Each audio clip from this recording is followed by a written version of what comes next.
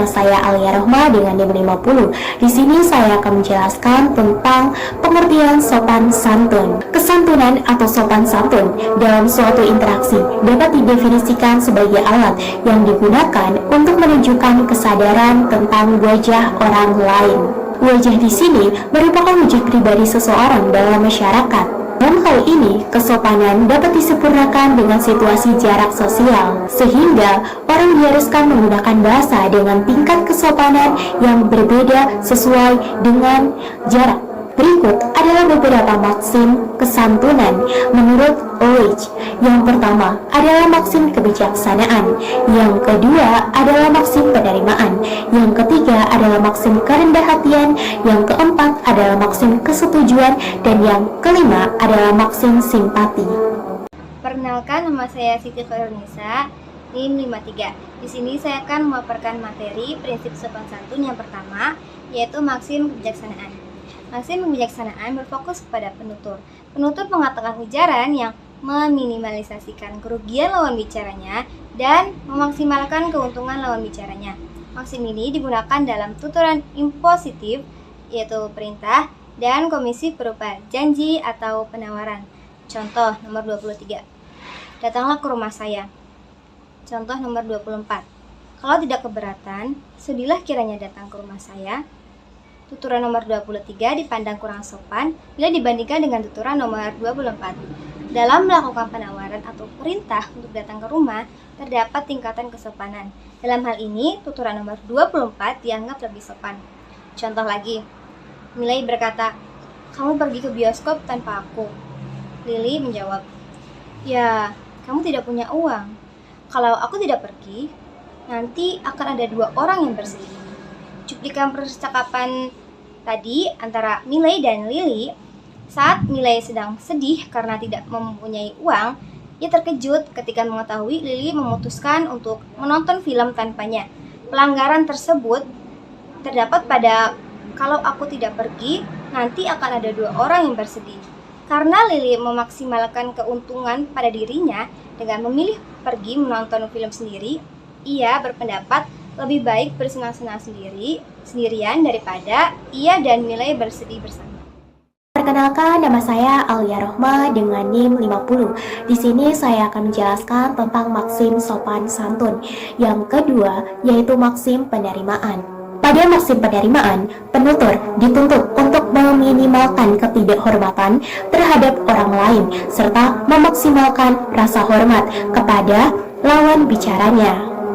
Maksim ini biasanya diungkapkan melalui tuturan ekspresif yang menunjukkan sikap psikologis penutur, serta tuturan asertif yang menyatakan kebenaran dari apa yang diungkapkan. Contohnya dapat dilihat pada dialog berikut. A mengatakan, "Aku pintar memasak." Kemudian B menjawab, "Iya, masakanmu tadi enak sekali." Pada dialog tersebut, tanggapan B menunjukkan bentuk penerimaan dan penghargaan terhadap pernyataan A. B tidak menyangkal, tetapi justru memperkuat pernyataan tersebut dengan memberikan pujian. Hal ini menunjukkan bahwa B menghormati lawan bicaranya, sehingga tuturan tersebut sesuai dengan maksim penerimaan. Sebaliknya, penyimpangan maksim penerimaan dapat dilihat pada dialog berikut. A bertanya, "Kamu ingat apa yang aku lakukan untuknya kemarin?" Lalu B menjawab, "Tapi kamu tidak melakukan apapun." Dalam contoh ini, jawaban B tidak menunjukkan sikap menghargai pernyataan A.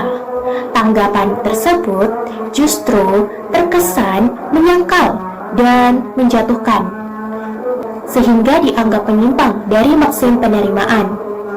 Jadi dapat disimpulkan bahwa maksim penerimaan berkaitan dengan sikap menghargai dan menerima pernyataan orang lain dalam komunikasi, sehingga hubungan antar penutur tetap terjaga secara sopan dan harmonis. Yang ketiga adalah maksim kerendah hatian. Pada maksim ini, penutur harus meminimalkan penghormatan dirinya dan memaksimalkan ketidakhormatan dirinya, seperti harus merendahkan dirinya sendiri.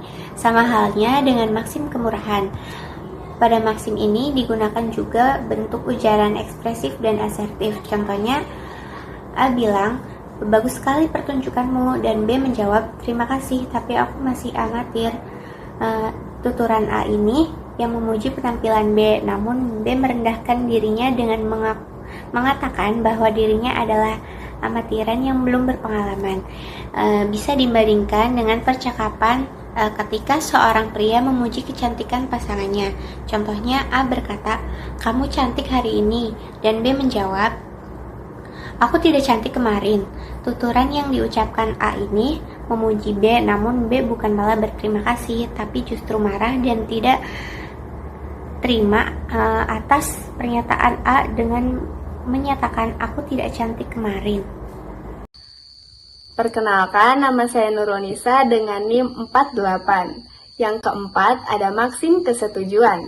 Dalam berbicara secara sopan dengan orang lain, ada kecenderungan untuk memperbesar atau meningkatkan kesetujuan atau kecocokan dengan lawan bicara dan meminimalkan ketidakcocokan.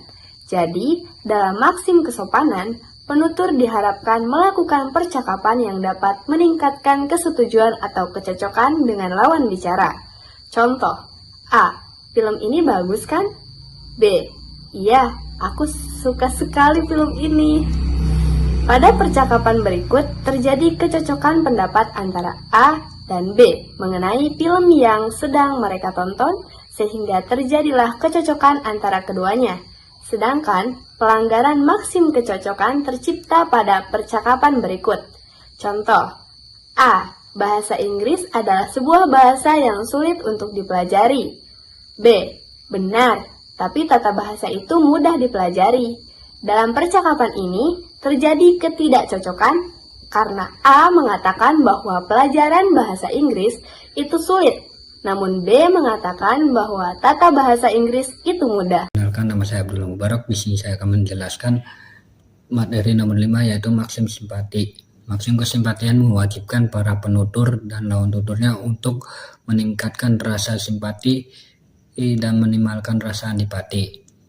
Maksim ini sangat diperlukan karena setiap manusia memerlukan rasa simpati atas prestasi atau rasa duka yang diterimanya. Contoh simpati, rasa duka yang diterima. A. Bagaimana ujianmu? B. Wah, aku tidak diterima di UI. A. Tenang, masih ada kampus lainnya yang bagus.